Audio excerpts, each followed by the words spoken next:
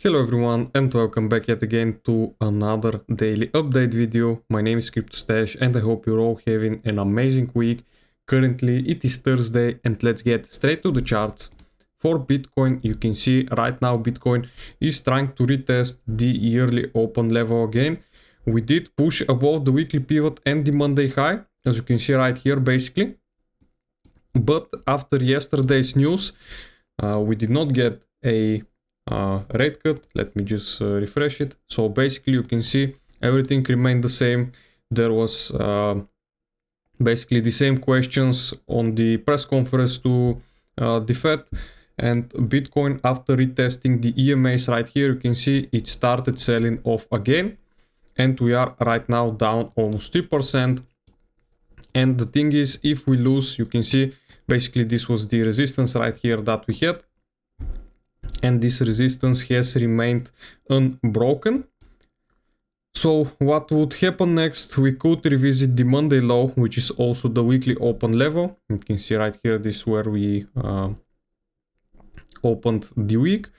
And other than that, we could see Bitcoin potentially go down towards 84k or even below it to sweep out the liquidity which we have left. Of course, this could happen right now, or we could see some more weekly consolidation happening right here. But if we lose this EMA support right here, we could easily go down and retest the yearly support one, and also the lows back from April, which are left untouched for around 294 days, so basically almost a year. We've not swept the liquidity below the April lows, so this will happen. I am almost certain. Of course, this is not a financial advice, but in my opinion, it is almost certainly that the market makers could take out the liquidity from the April lows. Now, something else to watch out for is that price is dropping right now while open interest is pushing up, and this is also not a good sign. We could see a massive sell-off happening because of that. Also, if we look at our heat map, you can see we still have liquidity all the way down towards 85.8k. So around 66 million of liquidations are sitting here, and this could be very well the next move that will happen, and down to 85k from right now, that would just be like 2.5% of a move. So nothing big, but still it could take out the liquidity that's sitting towards the downside. The stock market did hit new all-time highs yesterday. The S&P 500 did hit $7,000, and the Nasdaq did not quite hit its all-time high yet, but it still got back above 26,000, and also we perfectly hit the weekly pivot resistance, as you can see right here. And ever since then, we've got a small correction happening, you can see, of about 300 points or 1.5%.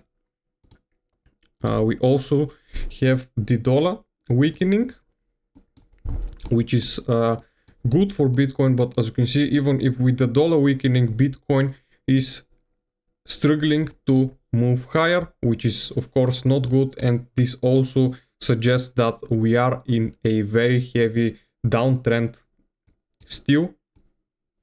We don't have any changes yet, and you can see right here the dollar could potentially hit this weekly order block that we have right here, and then we might see some sort of a relief rally bounce, which of course, if the dollar starts pushing hard, this could also mean bad things for Bitcoin. Now, some of the altcoins you can see, like Ethereum, they did also reject yesterday from this support into resistance flip, as you can see, and we are down around 4% in ETH. We could hit the Monday lows, as I said, once again, which could be around $2,800. Solana also failing below the weekly pivot again. We did not quite reach the support into resistance level for Solana. Hype, however, is still holding nice and strong. It is getting overbought at the RSI, as you can see right here, so maybe we could see some bigger correction happening. But other than that, most of the altcoins, like for exception Sui, Hype did have a nice push up, Ethereum did have a nice push to the upside, but other than that, Fear and Greed index remaining at 38, almost in that neutral zone. Funding, Bitcoin ETFs are right now selling off. I don't think we have data, but yesterday we did have 20 million of selling off, so basically another bearish week for the spot ETFs from the bigger institutions, as you can see. And the long versus short ratio for the day, we do have more sellers in the market.